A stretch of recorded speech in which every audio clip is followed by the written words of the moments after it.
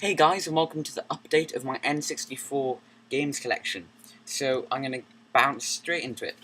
Here we have Perfect Dark. This game is pretty cool. I like it.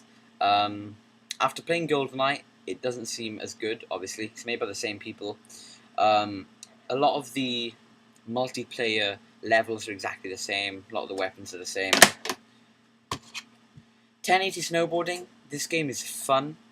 And it hasn't aged brilliantly. What I mean is it does feel a little dated, but multiplayer really fun.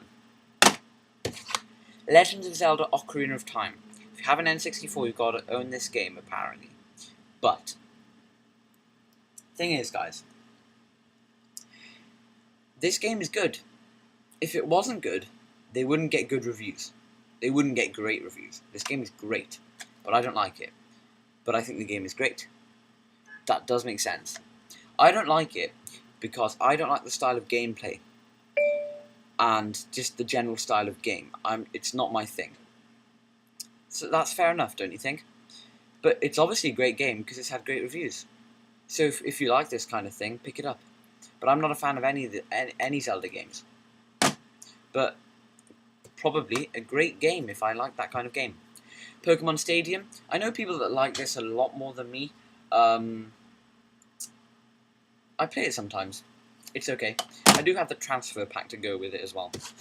Superstar Soccer 64. This game is everywhere. If you see an N64 bundle, it's probably with it. It really annoys me. It's like everybody's got it, or everybody's seen it, or everybody's played it, and it completely sucks and nobody cares about it. Paperboy. This one's even worse. This game is useless, pathetic. If you see this game for cheap, pick it up, just so you can laugh at it. This is useless. By the way, you go around delivering papers. Yay. Donkey Kong 64. This uses the expansion pack, so you'll need the 4 megabyte RAM upgrade to your N64. After you've done that, you're good to play this game, and it's pretty good. Very hard game, especially for a children's game. I find this game pretty hard. I recommend mastering the training before you even attempt to enter this game. Very fun game though. Excitebike 64, again, another fun game. What can I say about this one? Good multiplayer, very fast pace, got plenty of variety in it.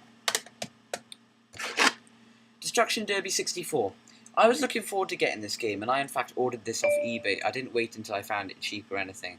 I ordered it, I paid about £5 or £6 including postage, and I was slightly disappointed just because of the lack of smashing up.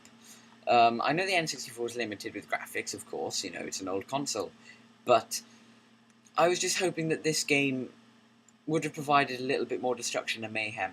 However, it does keep me playing, especially in multiplayer mode, and I do get very competitive with this game and smashing people up.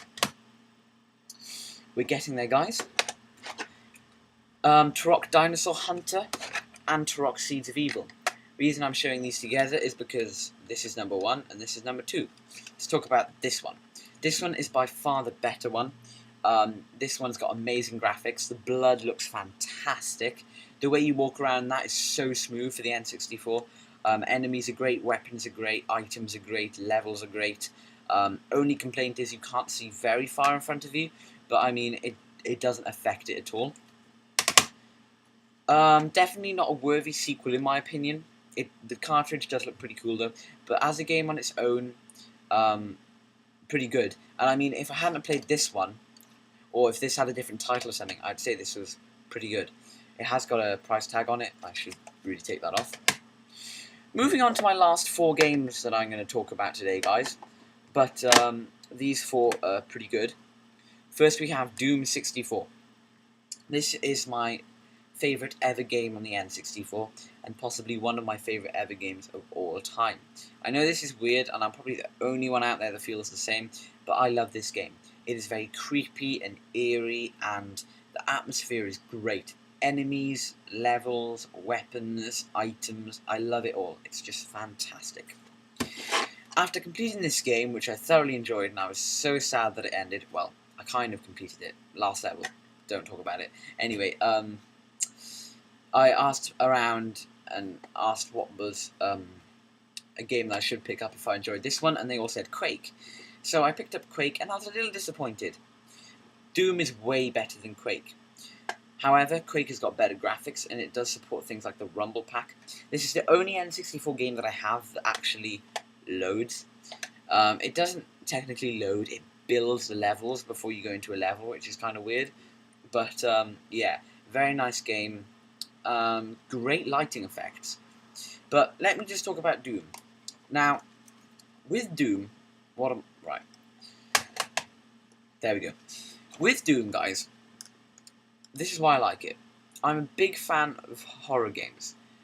And with a modern horror game, unless you get a really good one, you'll find that the way they scare you is with a piece of scary music for each level, a dark atmosphere, and things to make you jump. They're the three key things that I find that scare you in the modern day scary game. Now, I find that developers have to make the enemies go and you have to go, ah! Because they're right there, they weren't there before, they're there in like a second. This rarely does that. This is more of like music builds up, then the sound effects build up. You go around the corner and suddenly it's slightly darker. And the lights flicker in some of these levels. I love it when the lights flicker.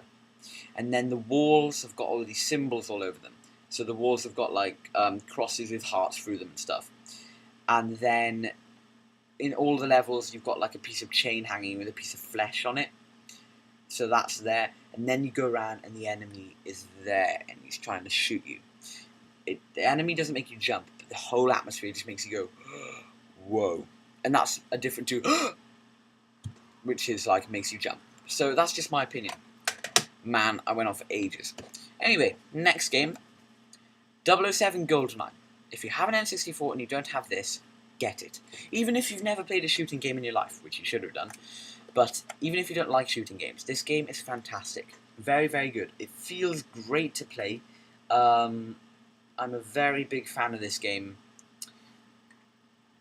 I haven't completed it, but multiplayer and everything, fantastic. What can I say about GoldenEye that hasn't already been said? And finally, I thought I'd save this one to last. It can be kind of a tradition to save the best to last, I guess. Even though Doom's my favourite game, this will always be a classic. This is Super Mario 64. Remember, guys, this is the first ever true 3D game on a console. So this is what started all of your games that you have today.